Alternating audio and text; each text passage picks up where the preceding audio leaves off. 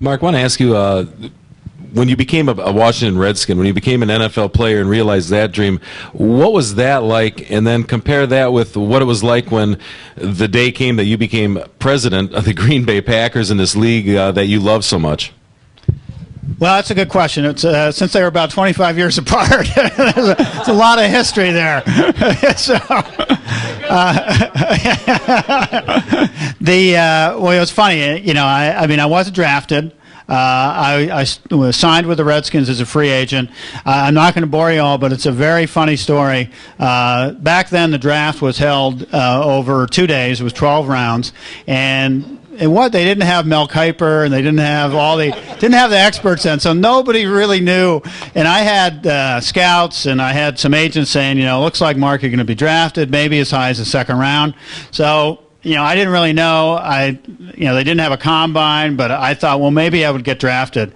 But George Allen, who was the head coach of the Redskins at the time, called me up on the first day of the draft and said, Mark, you know, we really like you. We're going to draft you. We're going to arrange for you to have a ticket to fly down. So I was in heaven. You know, George Allen, the Washington Redskins. So fly me down. We'll make a long story short. They had no interest, no plans to draft me, but they wanted to hide me out. So they hid me out. So I wasn't drafted the first day of the draft. Second day of the draft, I figured, you know, I'm going to get drafted very early. So I got up early. I was excited, ready to go to the press conference. Well, the Redskins took me on a tour. There were like 4 other players with me. Gave us a tour of Washington, D.C., took us downtown. And I kept thinking to myself, this is really nice. I've never seen Washington, but when's the draft? So about 6, 7 o'clock at night, after a full day of Washington, took me back to the Redskins practice facility. George Allen called me up to his office, and he said, "Mark, draft just ended. You weren't drafted, but we really like you. Here's a contract. Why don't you take a minute or two, look at it, and sign it?" And I remember it was a 3-year contract, $17,000, $19,000, and $21,000. I'm showing my age. And then George Allen turned to his assistant and said, if Mark doesn't sign that, let's get that safety from Oklahoma that we really like on the phone. So I was panicked. And I called back to my girlfriend, who's my wife now, and she said, "Mark," she said, "where have you been? I've been trying to call you." Of course, we didn't have cell phones then. But the Redskins had instructed the hotel where I was staying. I gave her the number. They'd instructed the people at the hotel to say that there was no Mark Murphy there, so nobody could get in touch with me.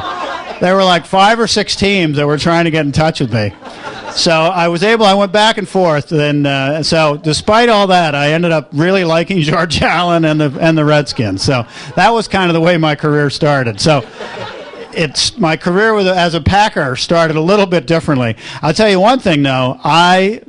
I was fortunate enough. I played 8 years, had some great memories, played in 2 Super Bowls, but one of the most exciting atmospheres that I was ever a part of was in 1983 when I was with the Washington Redskins. We were the defending world champions, and we played at Lambeau Field in 1983 in the highest scoring game in Monday Night Football history. It was like a tennis match, just back and forth. The fans, it was not a good game to be a defensive back, but it's funny, little you never realize in life how one experience may impact another one, but little did I think, 25 years later I'd be in the position I'm in now. But really gave me a great sense of the kind of fan support and just a great atmosphere that we have at Lambeau Field.